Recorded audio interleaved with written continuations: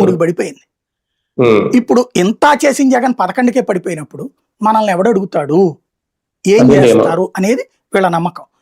చివరి ఏడాది ఇస్తే మహారాష్ట్రలో చివరి 6 నెలల్లో ఇచ్చారు, బీహార్ లో చివరిలో ఇచ్చారు 20,000 రూపాయలు డబ్బులు. అట్లా ఇద్దాం అన్నటువంటిది వీళ్ళ ఆలోచన.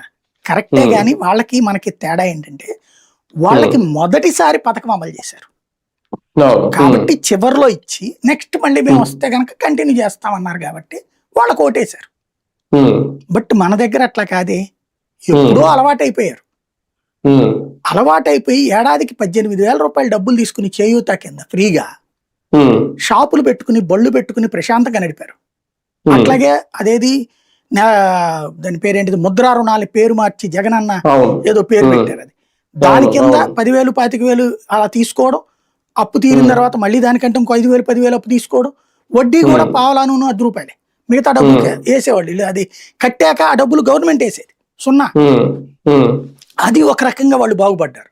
ఇంకొకటి బీసీ ఈబీసీ నేస్తాం, కాపు నేస్తాం, తద్వారా ఈడబ్ల్యూఎస్ నేస్తాం. అందరూ ఆ పర్సన్స్ కూడా ధనికులైనటువంటి లేదా రిజర్వేషన్లు పొందని కులాల వాళ్ళకి కూడా 15,000 ఇచ్చాడు, 3 ఏళ్ళు ఇచ్చాడు. దాంతో వాళ్ళకి ఒక చేతికింత డబ్బులు పడిచినాయి. నాకు బాగా